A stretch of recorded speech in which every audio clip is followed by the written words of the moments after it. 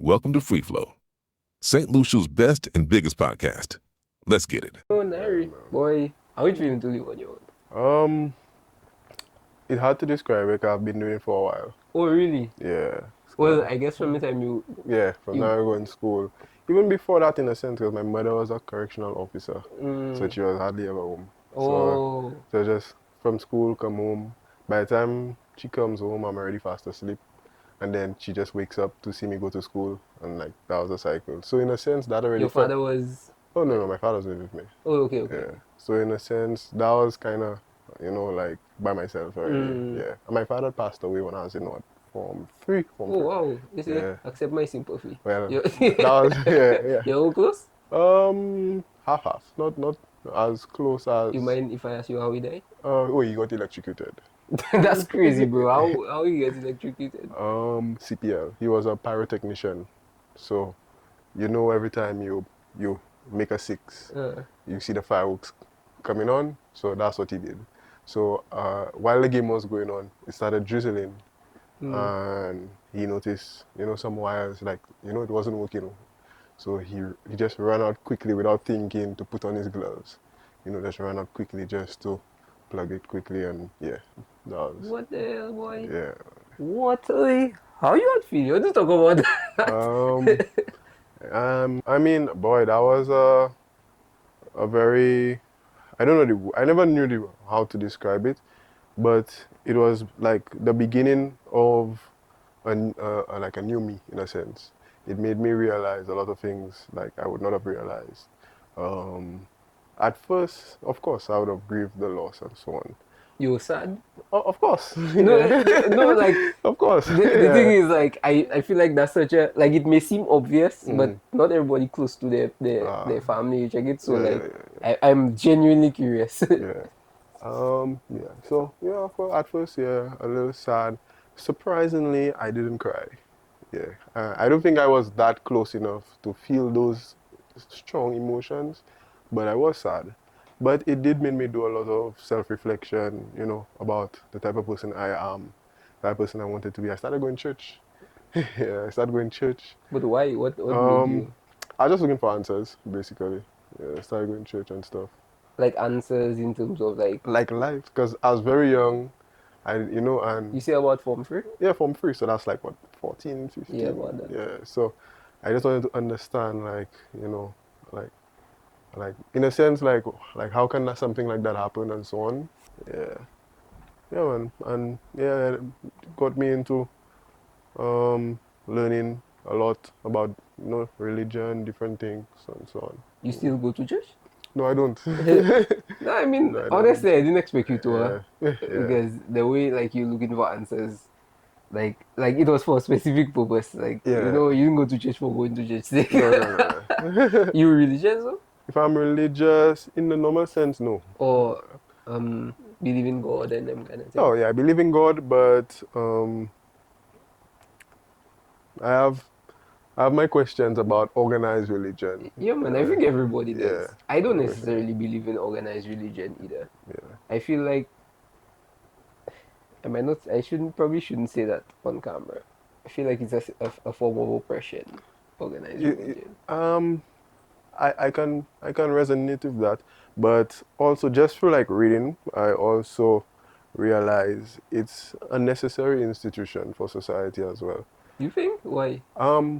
Because in times of when humans encounter something that they cannot really explain, it's kind of like that anchor, that faith, that that placeholder until you find those answers, or until you find a better explanation for something. And I think like that can be powerful. Not everybody needs it, but some people definitely need it. I think so too. I think so too. I think a lot more people are very weak-minded, and they, as you say, they need the anchor. They need something to blame it on. Something to say. But like, I don't know. I was listening to a podcast yesterday actually, with Neil deGrasse Tyson, and I'm paraphrasing. I probably went to butcher what he said, but he was saying God is the gap between what we know and what we don't know, basically. Yes, that's so very anything we don't know, we say, boy, that's God. And then we figure it out later. Yes. And they say like lightning and thunder and all them things. Before that was Zeus. Right. You check it? Yeah. And then now we realize what lightning and thunder is, how it actually was made and all them kind of thing. And then now it's science. Yes. And then so God just gets pushed further and further and further back to whatever we don't really know. So I also have my questions. Yes. Yeah. And the crazy thing about the human experience is we cannot conceptualize anything that's not within our mind or not, within the human mind. Because God is external. Perceive. Yeah. So we have to personify God basically to make it more palatable, Yeah. Yeah. That's true. That's true. But so you're saying God is like outside of our perception? Of course. I don't think we could ever really fully understand God, or what I would like to call the God concept, because that's really what it is. I don't think we should either. I don't think we should try. I don't think that's the point of life, to understand. I would agree. What God is. I would agree. Why would you call it the God concept, though? That's getting very interesting. The reason why I call it the God concept is really because, everybody have a different explanation, and I don't really like to. I'm not one of those who will say like, oh, this is wrong, this is right. Like, I like to keep an open mind, you could find answers in so many different things. Like, I have friends who are Muslims, and, just when you talk to them about their faith and so on, and you see how different it is from, let's say, like a Catholic or, or even a Buddhist or so on. But I feel like there's something you can take away from each one, and there's a reason why, these religions emerged, So that's why I like to call it the God concept, because everybody, in a sense, everybody's acknowledging that there's something beyond us that we're trying to understand. Yeah, I agree. I agree with that. It could just be also that everybody at the end of the day are human beings. So it's like the same kind of anchor thing you were talking about earlier. It's like we all just need something to blame it on. So everybody just coming up with their own God. But it could also be the other side of everybody knows something. they just don't know exactly what it is yet. Yeah. You know what I would have really appreciated? I feel like our culture, when you look at, anywhere around the world, the religion is kind of like a reflection of the culture, or it's interwoven into the culture. I don't feel like we have that in a sense. In the Caribbean or in St. Lucia? I would say in the Caribbean, or more or less St. Lucia, because that's really more of what I know. Yeah, I don't feel like, I feel like all the, because the religions that we have here, you can find them anywhere in the world, right? But there's nothing that's really I don't feel like there's anything that really originated, any religion that really originated. No, man, I don't think so either. Yeah. The thing is, what I would say is, I feel like the countries of the Caribbean, again, I don't know if what I say is fact, but that's just me thinking, so don't judge me, people. But the countries in the Caribbean, they come from or their religions come from the bigger countries. So maybe Trinidad would come from Asia in terms of Hindi religions and them kind of thing. Facts. And you'd see Trinidad have more of these kind of cultures and that kind of thing. And I feel like St. Lucia is more, well, I feel like we Catholic dominated, but we also have African kind of thing. So you'd see we talk about even our folklore and them kind of thing. That's more African kind of things. Even the way we superstitious and we talking about Tibolom and all them kind of things. Africans have their own Tibolom. I don't know if you know that. No, I didn't. It have a different name, but it's the same story. Wow. It's the same concept of what it is. The same thing. So yeah, I think we don't have our own religion, obviously, but we have our roots of where our religious beliefs come from, and our folklores and our stories and all them kind of thing. That's where it comes from. Makes sense. Yeah. We talk about, that's not what we come here and talk about. Yeah, I normally start off the show with a bit of an icebreaker, and the icebreaker I have for you today is, in a perfect world. So basically, what that is you just let me know what your life would look like, or what you'd like your life to look like in a perfect world.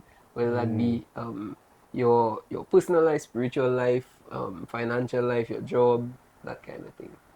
Okay. In a perfect world, I think my life would look like how Reno described. I wouldn't need a bank.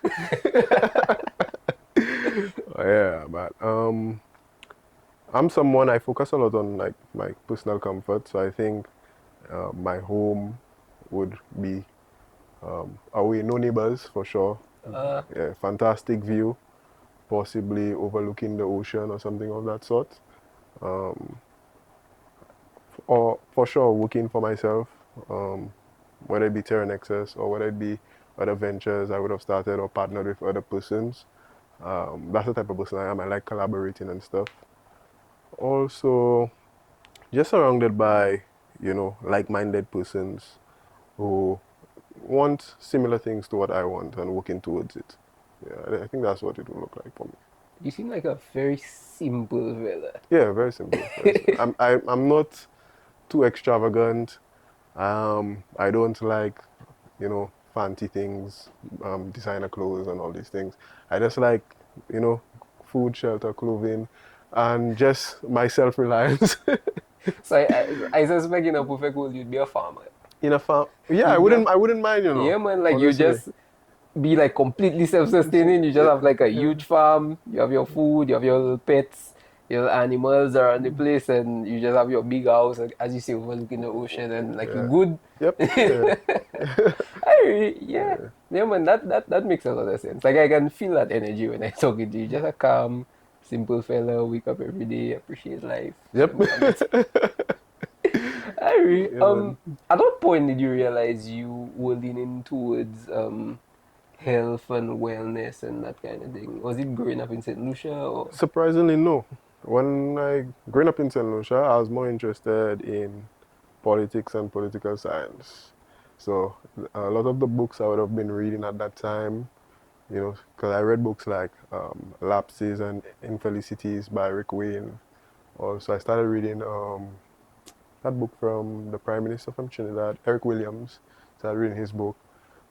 Also, a professor from Guyana, name not coming to me, right? But yeah, those are a lot of the things I started reading. But when I went to school, I was a political science major. But then when I saw like the course offerings and I saw like endless US politics stuff, I was interested. I was like, yeah, that's not for me. That's true. So the next best thing, for me was really health. So I picked health science and yeah, just getting into it, it really opened my eyes. Like honestly, because health science is a rather new degree if we're looking at in the last decade or so. And yeah, it really opened my eyes to the possibilities within health because growing up, especially in St. Lucia, we think of health as hospital, doctor, when you get sick, like, but health is very broad. Like health is so broad. Yeah. That can be like PE teacher and all them kind of thing. Yes, PE is a very vital aspect of health. And it's not taken seriously here at all. PE is like, oh, look up ball, Yeah. go and play. Go and play. But I remember PE was like a free period in secondary school. exactly. But here's the kicker. According to the STEP survey, that's a survey that's carried out, I can't remember how often, but it's carried out ever so often, let's say, I don't know, every 2 or 4 years. But in the survey, it says that about 80% of the cause of deaths in St. Lucia are from non-communicable diseases, which are basically diseases we can prevent by lifestyle, our lifestyle change or whatnot. Like diabetes and obesity and everything. But now, if we have a culture... How many was the percent? 80%. Wow. So, and yet still, there isn't any change when it comes to things like PE in schools and taking that seriously. Because a lot of people, especially young people who grew up, they don't really know how to exercise. They don't really care to. It doesn't cross their mind like, this is something I should be doing and so on. Yeah, man, that's true. It's not part of our culture. Like, I remember, well, in secondary school, especially if you go college, in my time, I don't know how it is now, where it's just business, science, Yes. to go and probably do like medicine or them kind of things. So yeah, it just not part of it at all. PE was fun, or so they would really watch you for PE if you were actually very good at a sport. So if you were like an athlete already, you were doing track, you were a swimmer, a basketball, footballer, them kind of thing, Yeah. that's when PE became Became. something where like you could go to university to do, to be on a sports scholarship and that kind of thing. So, but yeah, I understand that's not really part of our culture. But so you got into that because basically you were not really interested in the. No. So I think if I probably went to somewhere like UA, I'd probably have gone down the path of political science, maybe law or so. But yeah, getting into school in the US kind of changed my trajectory. And what further cemented me within that space was different occurrences like COVID and so on. I also got a chance to do an internship at the Maryland Department of Health and just learning from there. And interestingly, when COVID happened, right? But I did the internship after COVID. So after COVID and so on, well, during COVID, I was paying a lot of attention to like, what was happening on the news and so on. And I remember they reported that the reason why COVID, well, New York had a high mortality rate was because people lived in close proximity to one another. So I'm like, in my mind, I'm like, okay, if that's true, then St. Lucia should be devastated because nobody lives in closer proximity than us. We're all riding the same bus. Yeah, some places you living on top of people. One of them, yeah. you know. So I asked a epidemiologist from the CDC, which is the Center for Disease Control. I asked her, given the explanation they gave of the high mortality rate in New York, um, why do you think we got a different result in somewhere like St. Lucia, where persons live in, if not as close, maybe even closer? And she said she doesn't know, Wow. and that piqued my interest. So that piqued my interest, and just looking at the fact that we don't do a lot of research in St. Lucia. We don't gather a lot of data on a lot of things. So there's a lot of things that we don't know, both good and bad. Yeah, and that's what really got me situated into it, and yeah, I really enjoyed it. I agree. So you were an athlete at is it Copping Yeah, University? yeah. You did track and field. I did track at Coping. What distances did you do? So I did the 400. Well, really and truly, at Coping, you run whatever the coach says you run. Really? But yeah, I did the 4, I did the 2 on the 4, and I also ran cross country during cross country season. Wow. So basically 3 seasons, because there's cross country, indoor, outdoor. So 3 seasons for 4 years. What's cross country? Cross country is like 5K, 5 to 10K basically. So we would have run 5Ks, 8Ks, 10Ks. How long these things taking to run? Boy, for me, it taking at least half an hour. Well, a 5K will take you under 20 minutes. Okay, Yeah, okay. 5K not bad. I thought that was like when you say cross country, like Oh, no. like a long time, like couple hours. No, but it's just like through fields and so on. Windy roads and then Yeah, in a sense, through like yeah, like how when you go by the landings, how the terrain looks. Yeah, so on. Yeah, okay, terrain similar to that. You'll be okay. around. How did that affect, like being an athlete, I mean, affect your just perspective on health and that kind of thing? Because it's different when you're an athlete as opposed to us. Yes, I think being an athlete is really the stress on the mental aspect because it's mentally draining. But it's kind of like being in the army in a sense. I think that's a good comparison because that type of discipline and routine, yeah. So that kind of followed me through even after I left school. I had an episode with you, familiar with Jan? The swimmer. Odlum, yeah. He was explaining to me his routine when it came to, well, he was at a different level to an Olympic. So when you see like his diet, he couldn't eat a certain amount of fats and Yeah. oils and all them kind of thing. And you know, he like the amount of hours he had to train to, he had to swim for a couple hours, he had to gym for a couple hours. Was it like that for you? Yeah. Yeah. Boy, and what level were you though? Collegiate level, Division 1 collegiate. Oh, Yeah. Division 1. Okay, okay. Okay, that seems very interesting. I always thought about how um it would be for me to be an athlete in like at that level because I was never there. Yeah. I think honestly it would have been what made it a little bit more difficult was the aspect of being away from home. Mm. And I think that aspect was what I wasn't as prepared for. If I was at home and you gave me the same difficulty, it would have been a breeze. But being away from home, everything is different. Food different, your relationships with persons, guys, a different culture, all of these things. So that added extra difficulty. But other than that, it was a great experience. This episode is brought to you by Melior. If your business still runs on spreadsheets, it's time to evolve. Forget outsourcing overseas. The Caribbean's tech powerhouse is already here. Melior. Melior turns complex ideas into clean, functional systems that move your business forward. Whether that be AI chatbots, web designs, apps for your business, or basic optimization that streamline tasks and save time, Melior does it all. Their mission is simple: to make technology work for you and not the other way around. Visit Melior at meliorlab.com or email hello@meliorlab.tech with code FREEFLOW for a 20% discount on your next project. Your digital transformation starts now. How was the culture there when you just, cause was it your first time traveling?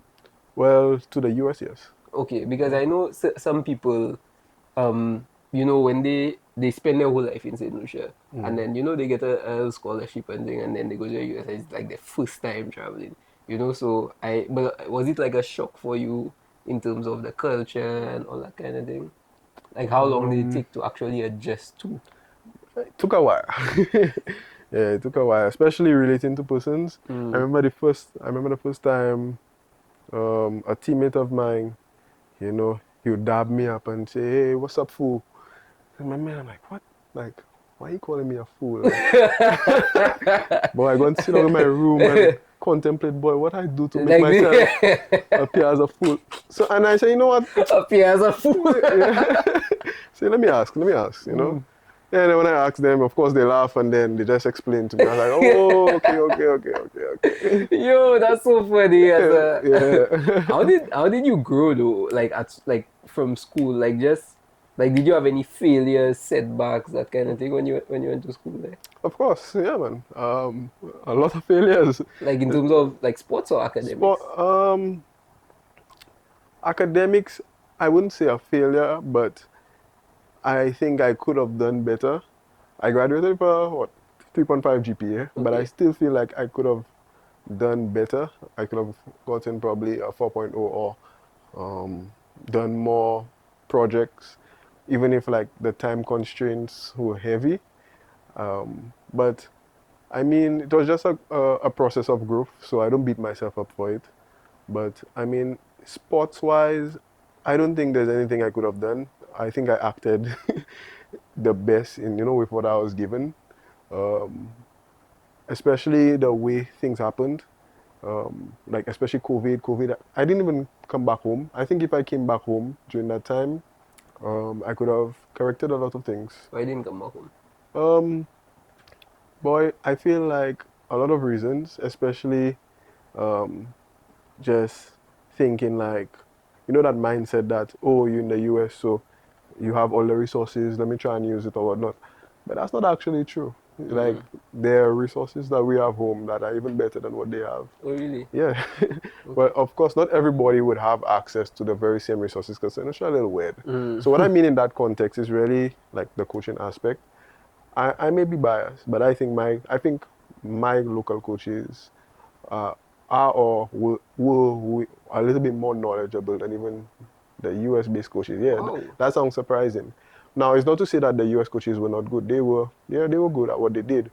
But the approach that my coaches here would have taken with me and so on, I feel like, I just feel like it was structured better. The explanations were more scientific on these things.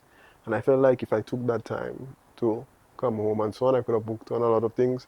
But other than that, yeah, I think I think I did my best. Okay. What's some things you still do, like you've developed from the school and from just being an athlete in general, that you still do to like just stay sharp, I guess, to just certain habits and stuff? Well, I mean, train. I still train. You still train? Yeah. Like still wake up. Track or? No, not track. I mean, if we had a track in the north, I wouldn't take any long drive to go run on a track. But if we had one in the north, I probably would have still run. But yeah, I still go for a run. Yeah, I go for a run probably on a weekend or a morning if I'm not working and so on. Yeah, but I go to the gym, lift. I mean, I like lifting weights. I always like lifting weights. So yeah, that's mainly it. Yeah, you're looking like you like to lift weights.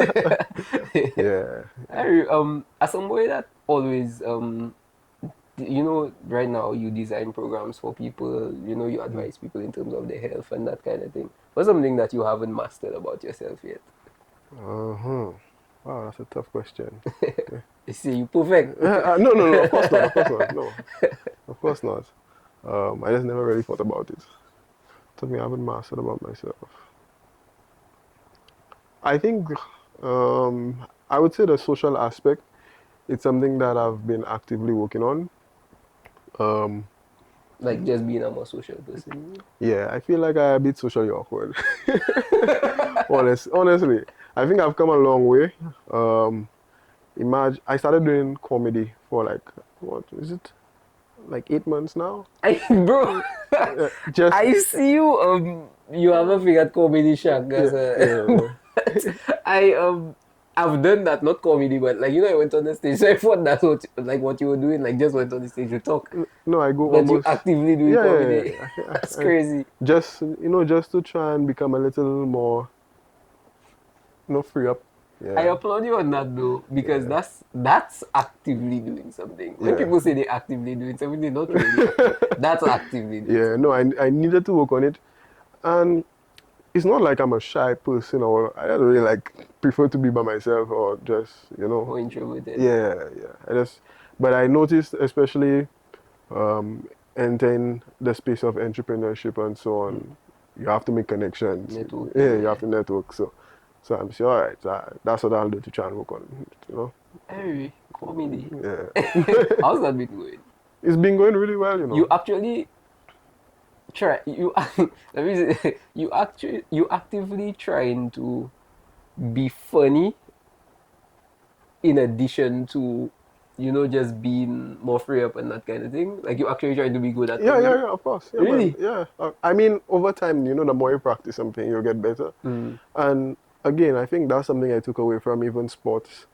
So even if I'm not good at something, I will probably, I'll do it. I will ask persons what they think. Take my little notes. Like, I'm like a real square. Go home, watch my notes. Yeah. See how I can improve. Yeah, man. So man, you take a very approach, note-taking approach, concise approach. Yeah, that's how I learn. Now you again, you kind of look like that. You seem very deliberate. Yeah. In the way you speak, the way you dress, you're very composed and together. I honestly think I just learn over time. These are things I learn over time. Like that's just what works for me because I'm the type of person I can do something either very well or very bad. I'm not in between. Like there are people that can wing it on a day. That's me. I not like that. What? I know I cannot do it. Like so. So you could plan. You very. Yes. Okay. And one thing I notice as well about myself is if I try something, or most times from childhood, right? I'll try something for the first time, and people laugh at me. The first time I ran, people laughed at me. It's slow. but I just learned how to run. I just started training. Yeah. Until, But what made you, how old were you? I was probably like seven. What made you actually like start to train? Because as a child, you're not really Boy, thinking about that. honestly, I feel like when I started track, I was not really good at anything per se. I And guess in general. yeah, so I'll race with the kids or my cousins or not. Everybody just beat me. You check, and then I just noticed the response you'll get when you lose. When you lose, nobody checking on you. Like, hey, everybody checking the win. Hey, what you saying, bro? Yeah. I was Dog, like, oh you funny, you know. Oh, you know that? You funny, you say bro. so? Yeah, man. Like you funny in a very weird way, though. Yeah. Like a very, very awkward sense of humor. Yeah, man. So, yeah, and it really clicked for me when I watch Beijing Olympics Mm. and I see Usain start beating his chest from what, like 40 meters out. I say, oh, I had to try that. Imagine I go in the directory. Like, yeah, I go in the directory to see what club I could join. Say, yes, yeah, Lucia, I have no clubs in there. Lucia is a shit, man. Put the directory down. But yeah, one day,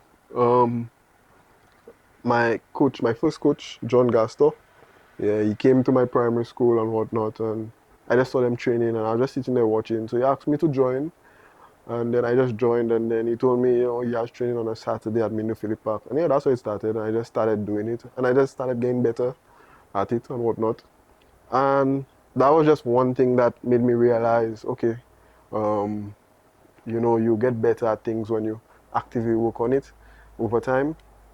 Yeah, and then I just started applying that, yeah, to other areas of my life. You're a quick learner, though. People usually say that. Or you just a very observant person. Which one is it? I'm very observant, very self-aware, but I practice a lot in the dark. So, like, you will see people will see something and think like, hey, you made real good at that. But trust me, I do that. The repetition. A million times already. Yeah. Yeah, I feel like I get that energy from you. You are very. You have the potential to be a very dangerous person. That's the way I can put it, because what I see people like you being very organized, very silent, and very surprising. So you very unassuming. Yes. And then you I'll will say so. just do something, and then everybody will be like, Yeah. where me come from, yo? Yes. Okay. Give me the story about Terah Nexus. Okay. So Terah Nexus was birthed from, again, COVID. I was in my rat-infested room. I like to start off my story like that because that's literally what it was like. So I lived in Baltimore City, and you know, the housing in Baltimore City is not the most favorable. So they were rats and mice running around in my room, and yeah, I was living off campus. Yeah, that was. What? Was it cheaper? Yeah, it was cheaper. Well, I guess, Yeah, it was cheaper. Yeah. So yeah, I was in that situation, and oh, I also have eczema. So I've had eczema growing up. You don't look like it, though. Yeah, because I kind of learned how to manage it over the years. And, you know, from having eczema to needing to see a dentist, you know, just the challenges, facing different challenges being in the US and I wanted to see a counselor, but I wanted somebody who I thought could have understood my situation, or who was, you know, understood my cultural background to be better be able to relate to me and so on. So I'm like, wow, boy, I wish there was a platform or something I could have just find all these things on and whatnot, and that's really where the idea came from, you know, and even how I explained um, how the need for data collection, especially in places like St. Lucia and so on, how we have no data collection, we have no answers, you know, to a lot of our issues, and we have to rely on external agencies like CDC or World Health, who they themselves don't know anything about us. Yeah, that's so true. So that's really where the idea came from. So it started out, my idea was, you know, an app where you could find all these things and just connect with any health professional that you want. And of course, I have no coding skills whatsoever. And so I then began thinking, of course, over time, you know, how I can kind of scale the idea down to scale it back up. So from how it started is not what it is now, but it's where it's going and even beyond. Wait, how it started.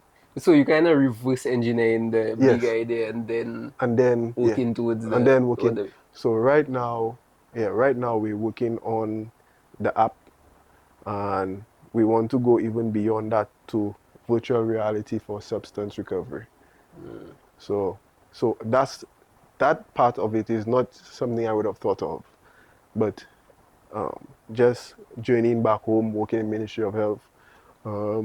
So working in Ministry of Health has allowed me to go into the field, and I'm a research officer. So what is that? research officer. So I basically do substance abuse research. Not scientific research because we don't have that type of funding as yet. Hopefully we get it, but we do basic surveys and so on, focus groups, talk to persons and so on, and just seeing how important, you know, sensitization for substance use and drugs and all of these things, and how prevalent it is in our society. That kind of, you know, made me realize, okay, this is something I could work on, or this is a problem I could also solve. What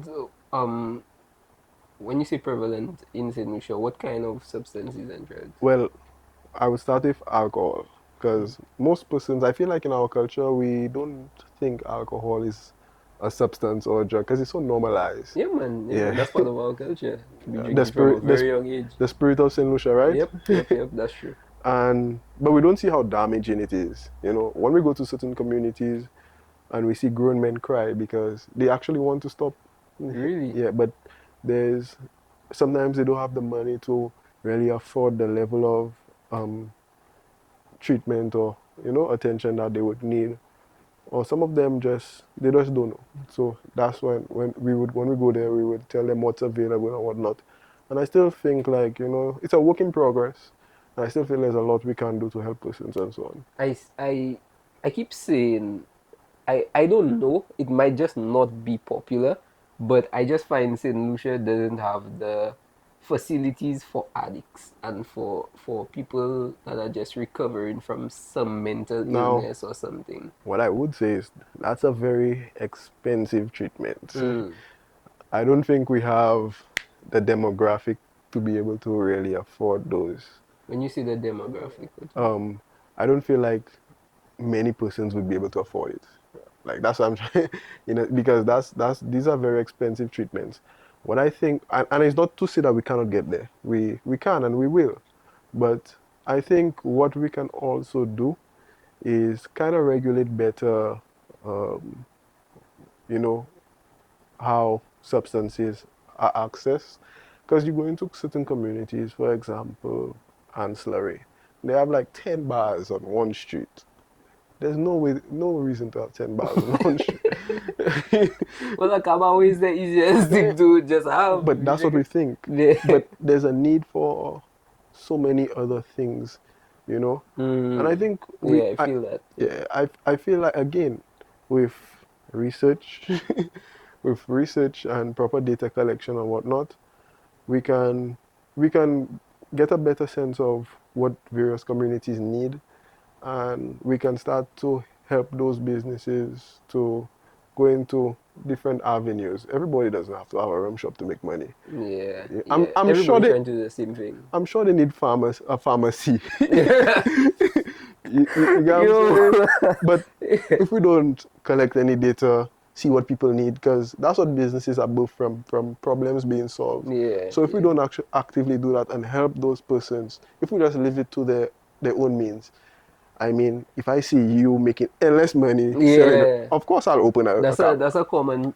that's actually a common issue when it comes to just, I guess, I don't know the general term, but success, business, whatever you want to call it, where you start something, you see like you're doing very well, then the money kind of start to go down, then you see your partner doing something like, hey boy, you've been doing something, then you start that, you start it, and then you start to lose money. So yeah. I check what you mean, like people more just seeing other people making money, so they want to jump into They want to jump into. Yeah. How damaging is alcohol consumption though? very damaging. Like Okay. like in terms of frequency. Okay. Now that's something that's quite interesting because sometimes you may talk to someone and you'll ask them, how often do you drink? Oh, only once a week. So you break it down for them. You say, is it once a week usually on a Friday or Saturday? They'll say yes. So if we break it down, right? You go to work Monday, Tuesday, Wednesday, Thursday. Friday you drink, right? You drink until you're drunk, right? Saturday you have a hangover, right? You haven't even recovered yet. Sunday you don't even wash your Sunday rich, you still don't wash your clothes. you get where this is going, or you begin to wash your clothes. Of course, that person, everybody has their various dreams and aspirations and so on. So Sunday rich, all you can do is, boy, try and wash clothes fast, try and do this, try and do that. If you have children, even worse, because you have to see about them. Monday comes, back to work. And then you just repeat that cycle for how many years? 1 year, 2 year, 3 year, 4 year, you know? So, and that's the thing, people don't usually see it like that, but our time is very limited, and what substances do, it kind of takes us back a bit, you know? Now, it's not to say you cannot drink, but our culture, especially in St. Lucia, where persons drink almost every weekend, and if you're drinking Friday, you're more likely drinking Saturday too. let's be honest. After work, you go fire a couple. Then it's Saturday. Yeah, what else to do? What else to do? Yeah, man. I 100% believe it's within our culture that we drink a lot. Alcohol consumption is just part of our culture. Am I against drinking? Not really. I don't see drinking as, now I'm not a healthcare professional. You check it. I don't know. I think it probably had something to do with genetics also, because you see people drinking their whole life and be fine, and you see other people drinking and probably die early. Yes, you check it. of So course. I feel like it has a lot to do with genetics too, like what can trigger whatever gene in your body for you to fall sick because of alcohol consumption, and not just alcohol, but just Any substance. any substance in general. Yeah. So, but how, like, I guess to a normal person that is not moderately affected by alcohol, how damaging is it, like, health-wise, though? I wouldn't know how to describe moderately. Yeah, I tried to find a word. That probably not the best word to use. But now, according to recent research and so on, even if you drink moderately, you're still at risk to develop, cancer and so on. But if we're being real, you can develop cancer even if you don't drink. Yeah, you could just develop cancer. So I wouldn't tell persons don't drink. Okay. If you look at historic times, alcohol was always there. For medicinal purposes, they use alcohol, for tinctures and so on, because it's very good at binding, certain phytochemicals. So let's say you have a noonie, you make a noonie tincture, and you can take 2 drops under your tongue. That's not enough, to cause any damage, really. But you can also, benefit from the benefits of, the tincture. But in terms of now, in our modern times, you have a shot or you have a whole beer, you drink a couple beers, that is, our body can break that down. So it's basically, alcohol is a poison. Yeah. So I've heard that. I can't remember where I heard that, but I've heard that. Yeah, it's a poison. So everything we put into our body, basically, there are enzymes that can break it down. There are no enzymes to break down alcohol. Really? No, alcohol, it's a poison. So how do you, like, pass it through your system, though? Right now, I cannot remember, but I think you just urinate it. I think that's what happens. Yeah. Okay. And if you drink too much, of course, you regurgitate. Yeah. I'm just trying to think. I don't know if you're the best person to answer that, but, like, how much is an okay amount and how much is too much? Okay.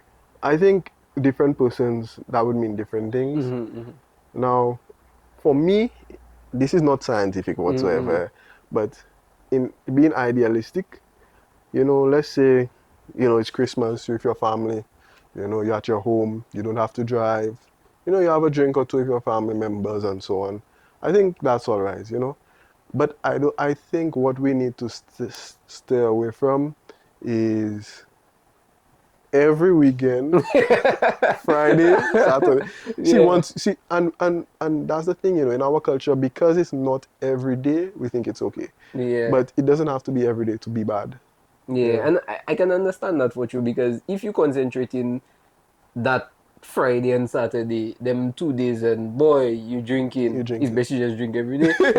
Best you just drink every day. Right. You check it. Yeah, because boy, I go lie, they have some people that I see, like, no shade. I ain't trying to judge you, but like, they need to relax. They need to. Yeah, for sure. Yeah. But the thing about it is, it's really the knowledge, and that's another reason why Terah Nexus was started, because especially on social media, there's a lot of misinformation when it comes to health. So I don't know if you'd have seen some of our videos. We go around interviewing various health professionals, asking them questions. I haven't. It's on our Instagram page. Okay. If you go on our Instagram page, so that's something that we want to kind of push, just to make health information circulate, more available. Yeah, and sensitize people more about the vibe. You plan on going, doing blood work, getting into blood work, that kind of thing? Hopefully in the future, yes. Okay. For people that don't know, just give us some, because I feel like we all over the place when it comes to Terah Nexus. Okay, so Terah Nexus is really an acronym, which means Technology for Educational and Research Advancements in Health. And Nexus is really a node of connections. So that node of connections would be the health professionals that we would meet and bring into our network, who we would go interview, ask them questions, and so on. Now, the core services that we offer are fitness plans. We create fitness plans for persons, help persons develop, a healthier routine, because many persons don't know what a routine is, or even what a healthy routine should look like. We also do alcohol and tobacco cessation for persons who want to, move away from. What's that? Persons want to stop drinking and smoking. No. So what, cessation is it? Yeah, to cease. Oh, okay. Yeah, so persons want to stop, drinking and smoking. How do you do that? Okay, so our focus is really on developing persons' mental capacity through progressively adding on good stress. Through training, of course.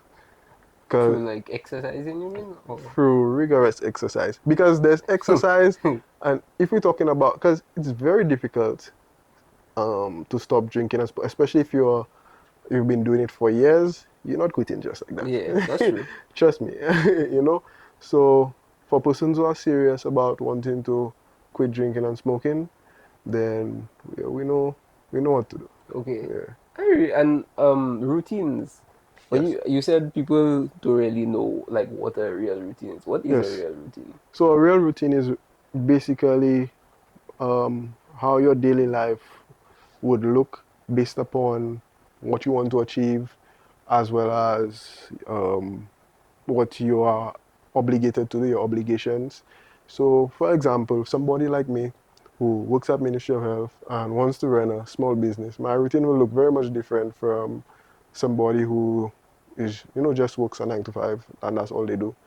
And I mean, the lessons that I would have taken from sports, and even while I was doing sports, really helped me to understand what that routine should look like, as well as, when I look at certain entrepreneurs I would meet, I'd ask them questions and so on. Busy professionals in general, not just entrepreneurs, but busy professionals. So that's kind of the idea or what gave me the idea of what, a routine would look like. So it will look different for various persons. So for that service, what we would do is basically talk to persons, find out more about them, what they want to accomplish, what their obligations are, find out what their current routine is, and see if it's a match, if it's a fit, and if we can work with them and make it better. Yeah, some people do. Well, I mean, everybody has a routine. Mm-hmm. I think everybody has a routine. Yes. It's just that a lot of people have conscious routines. Yes, and we don't know what to fit, where, what to do this. Yeah. A lot of people do things, like you say, it's not conscious. So they start something today, just do it. Then the next day they probably forget about it, slips their mind. Yeah. Your site says you bridge the gap between medical professionals and the public. What does that mean practically? And how do you like use that in a business and monetize it and that kind of thing? Okay. So remember when we started with when I spoke about having an app and I kind of scaled down. So that is the goal, to really bridge the gap between health professionals, not even just medical in the sense of like doctors and so on, but health professionals and the general public, to kind of make it that connection more seamless, you know, to the app, of course. And we want to kind of scale that to where we can collect persons' information through wearable technology and so on, and they can reach out to the, health professionals of their choice, send their information to them, and so on. So that's kind of that bridge, that's bridging the gap. That gap. Yeah. So it's not because initially I feel like it seemed like more of an education platform as opposed to. Yes, and we started off like that because we noticed that persons don't know much about health and so on. So that's where we started with, just educating, and that's something we want to continue doing. Who's your core audience? My core audience is everyone. Yeah. Everybody. Specifically when it comes to education, I'm trying to reach as many persons as I can reach. Right now it's really just me managing the page. So, and I'm kind of new to the whole social media thing, so I'm learning as I go along. Boy, as an entrepreneur, you have to develop so many other skills. How long have you been doing that? Because you said from COVID, right? From the idea came from COVID. Yeah, okay, yes. So COVID came, I have this idea, and that was mainly the time when I was learning, because I feel like when you go to school, you have a lot of the theoretical knowledge, but in terms of, okay, how am I going to apply this in the real world, or what do I need, and all of these things. So that time was really spent asking questions.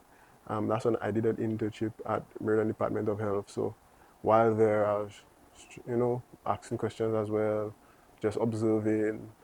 When I came back home, started working at Ministry of Health, learned some more, and just started putting things together. When did the actual business start? We started in 2024. 24? Yeah. Okay. So it's still a baby. Yeah. Is it a baby? What does success look like for Terah Nexus? For Terah Nexus, success would look like anybody being able to find any health professional, like having it as the go-to place where you wake up with a cough on a morning, right? And you can just take out your phone and just message your doctor. He hasn't even woken up yet. You can just message your doctor and send him all your health information that you would have probably put in, or if you have, wearable tech that would have been collecting, from your sleep to your mood, your stress level, and you can send all that vital information, and have a conversation on the way forward. That's what success will look like. And even, of course, having even gotten to the aspect of being able to treat persons of substance addiction using virtual reality. So the way that would work is there are recent studies that show that this could be used as a recovery tool, when you can show persons what their life would look like if they stopped using substances, as well as if they continued. And they repeatedly do that. So that creates that visualization in their minds, which kind of acts as a motivation to, to strengthen that willpower to want to move away from substance use. Yeah, man, I feel like visualization is a strong, it's a strong ingredient to success when it comes to that kind of thing. Yes. So encapsulating all of these things, I think, all of these things, being able to help people and so on, and getting to the point where I could step away from it, because, again, I'm a simple guy. Go give my comedy, give my dry jokes. Yeah, step away from it and so on, or probably find another problem to solve. What do you see Terah Nexus in like 5 years?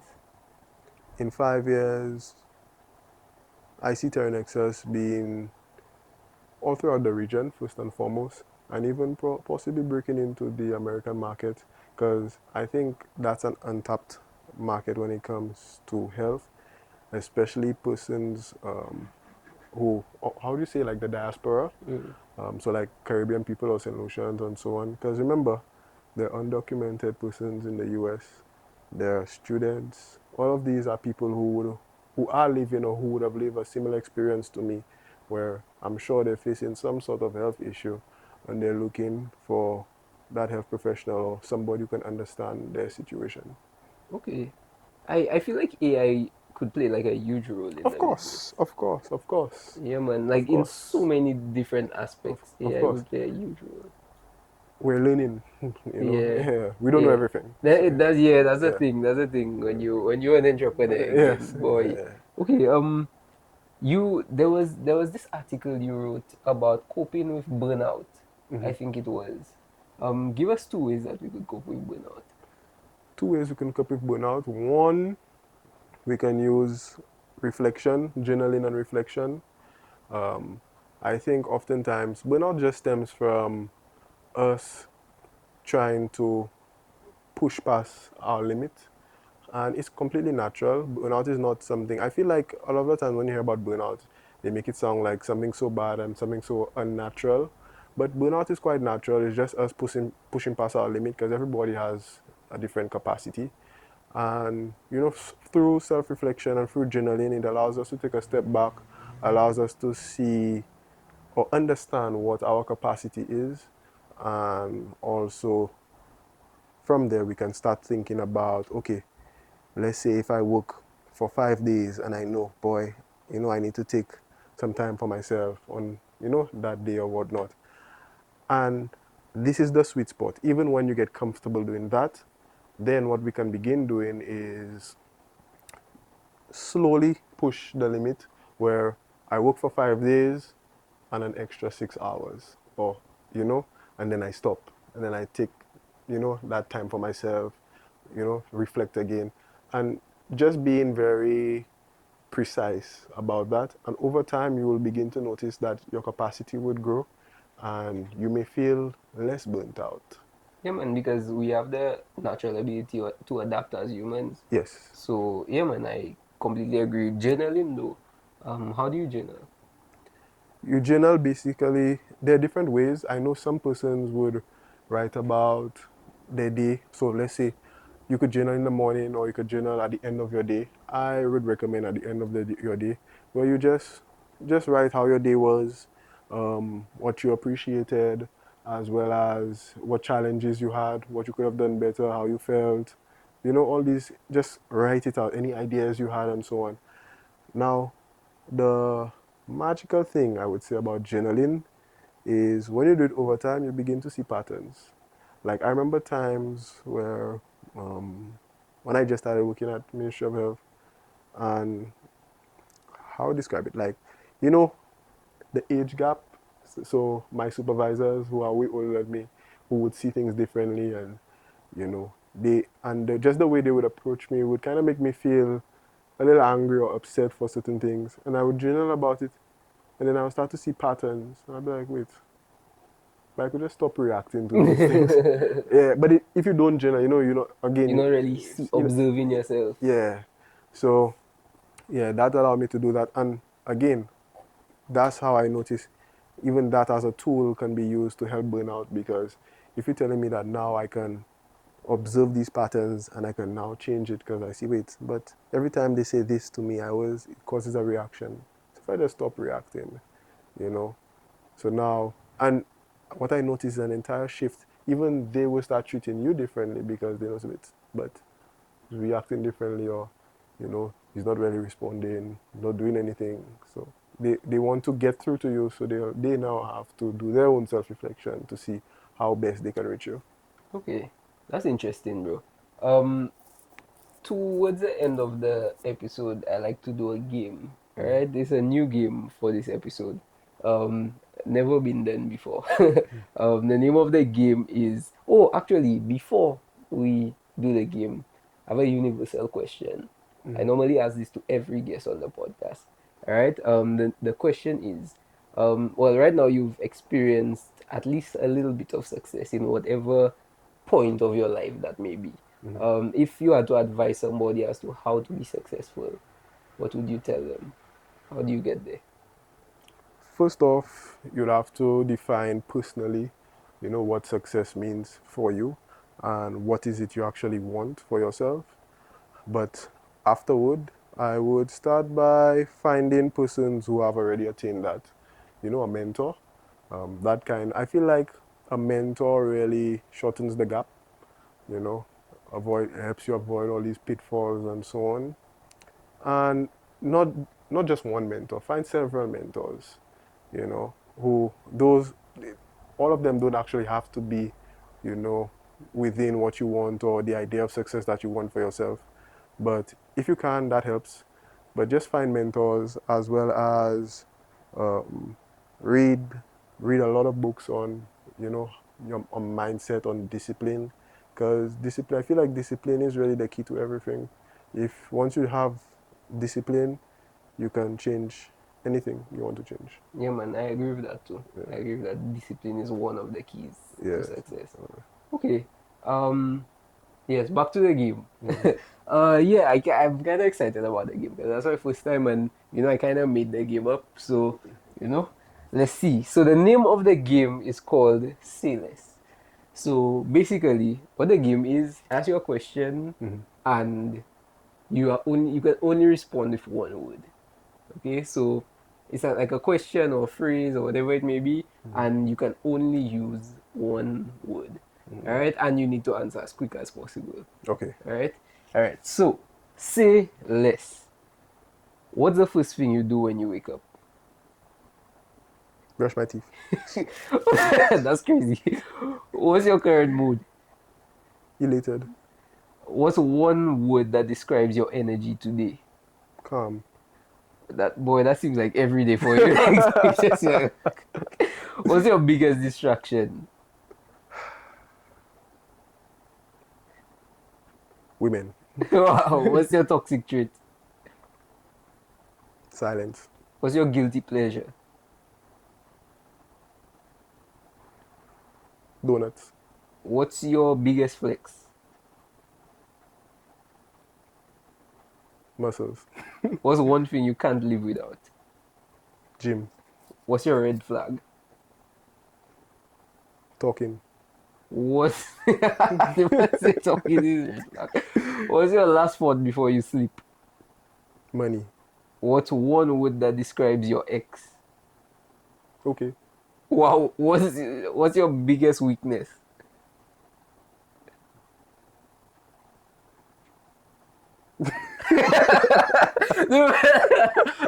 Nothing, I guess. Yeah, nothing. What's your biggest fear? No money. Wow, that's 2 words. Poverty. What's one word that sums up your life right now, so far? Chaotic. What's your current obsession? Gym. One word to describe your future. Magnificent. Wow, one word to describe your past. Trying. One word you live by. Wow, but that hard. That's a bad game. We're taking too long to answer. One word you live by. One word. Just say one word. Joy. Okay. One word people should remember you for. Consistent. Nice. One word you describe yourself right now. One word you describe yourself right now. Confused. Don't say confused. Guys, thank you so much for being here, Jervonne. Yeah. All right, Jervonne Agard. Yeah, all right. Where can people follow you? Where can people find you, your business, and all that? You can find me at Jervonne_A on Instagram, or Terah Nexus on Instagram, as well as TikTok. Yeah, man. Thank you again. Thank you so much for being here. I hope you enjoyed. I hope you enjoyed this video. I hope you learned from this video. Make sure you like, subscribe, comment, share, all that good stuff. We'll see you in the next one. Jervonne Agard.